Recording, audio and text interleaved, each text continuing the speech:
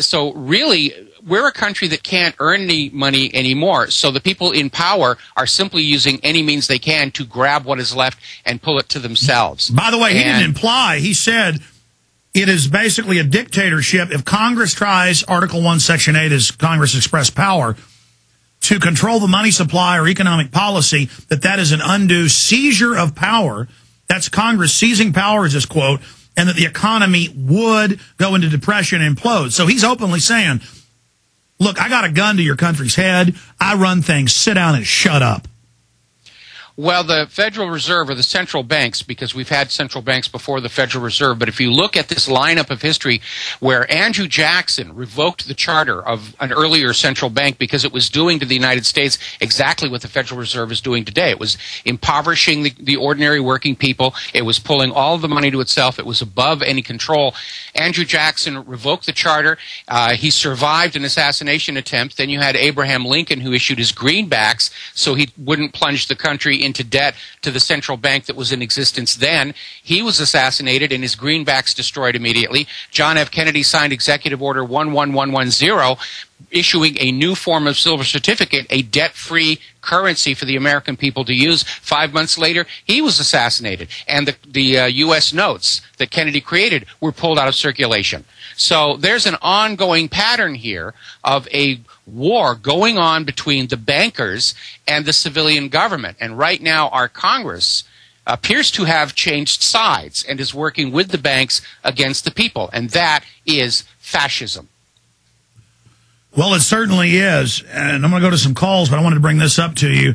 Senate blocks bill to audit the Fed as government prepares for a second round of looting.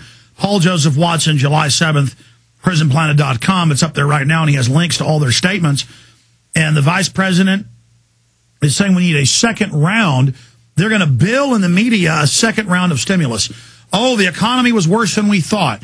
We need more money. But wait, the actual banker bailout, as it was called, we truly named it, properly named it, the banker takeover, it said unlimited money, no oversight. The private Federal Reserve could steal as much money as it wanted. Now they won't say where the money went, but they, at the same time, publicly give it to Goldman Sachs and AIG and others. So they're taking it in private bonuses, record bonuses. So to simplify it, they got all the money and power earlier. Now they want the power to forcibly pirate and commandeer the rest of industry and the economy. That was a beta test, GM and Chrysler, to see if they could get away with that. And then now the Senate's saying there will be no vote in the Senate on H.R.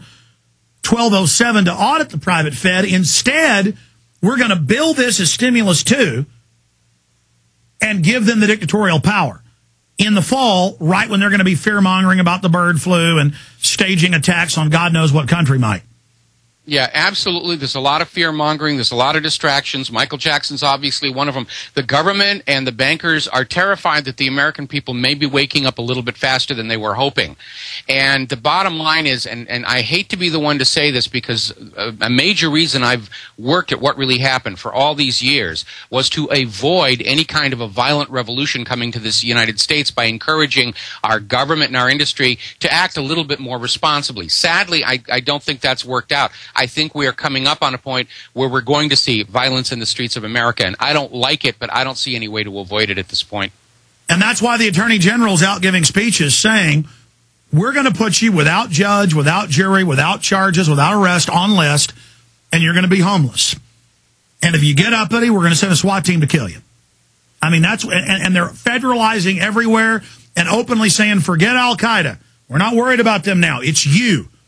It's conservatives, it's gun owners, it's libertarians. The Army's coming after you now. And the Army suddenly is in all the major police departments, CIA, local offices. I mean, hell is being released. But, Mike, they're just going to keep pushing and pushing. They want a conflict. See, why do they want a conflict? Or do you disagree? You think they just don't understand what they're about to do? Clearly they know what they're doing. They're gearing up for it.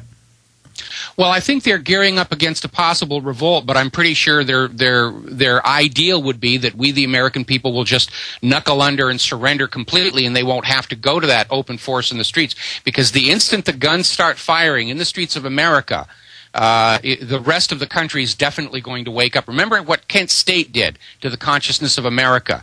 The government does not want a new Kent State. They are preparing for a worst-case scenario of a mass public uprising.